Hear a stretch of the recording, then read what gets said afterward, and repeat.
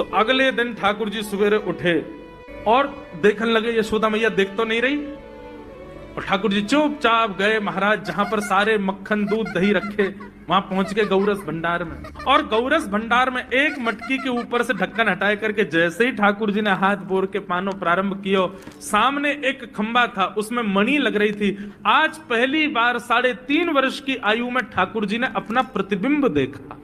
ठाकुर जी ने जैसे ही प्रतिबिंब में अपने रूप को देखा, अपने रूप को देख करके ठाकुर जी बोले, हो तू भी आयो यहाँ चोरी करवे? अपने आप से बात कर रहे हैं ठाकुर जी। अरे मैंने कही तो हती अपने अपने घर में चोरी करनी है, तू दारी के मेरे घर में आगो चोरी करवे?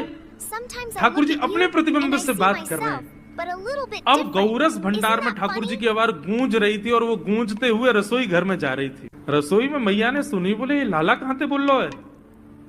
उठ गयो कन्हैया, मुझको पतो भी ना चली, नूपुरन की आवाज ना। मैया दौड़ करके गई तो देखा ढूंढते ढूंढते गौरस भंडार में ठाकुर जी अपने प्रतिबिंब से बात कर रहे हैं। कितनी सुंदर झांकी है ठाकुर जी की। ठाकुर जी मक्खन पा रहे हैं। बोले अच्छा अब आ तो गयो है यहाँ पे, लेकिन सुन चुपचाप चोरी करके भाग जाइयो, मेरी मैया बहुत मारेगी तो को। बाकू यदि पतो चल गई तू चोरी कर रहा है तो को उखलते मान देगी, मेरी मैया बहुत मारेगी।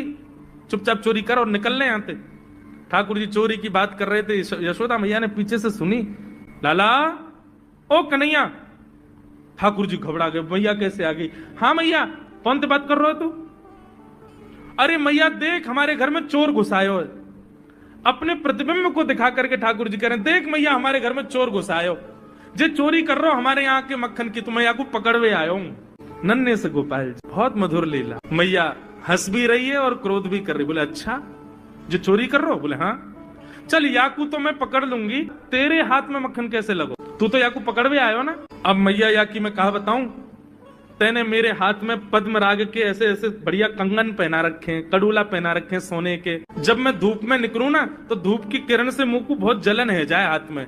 तो कल मेरे सखा मधुमंगल ने मुझसे कही, बोले लाला जे जलन तेरी दूर रह जाएगी, तू मक्खन में हाथ बोर लियो अपनो, सो तेरी जलन दूर रह जाएगी। या हमारे मैया जलन हटावे के काजी मैंने हाथ बोरो है। मैया बोली अच्छा चल लाला, यहाँ तो तेरे जलन है रही और यहाँ पे यहाँ मक्खन कैसे लगो? ठाकुर जी बोले मैया मैं अपनी जलन दूर कर रहा हूं। इतने में जन कहां एक मक्खी आके मेरे मुंह पे बैठ गई।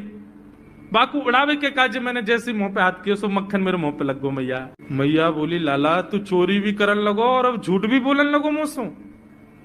ठाकुर जी ने ग्वाल वालों से कहा भैया मिशन फेल हो गया, घर में तो चोरी नहीं कर पाए हम।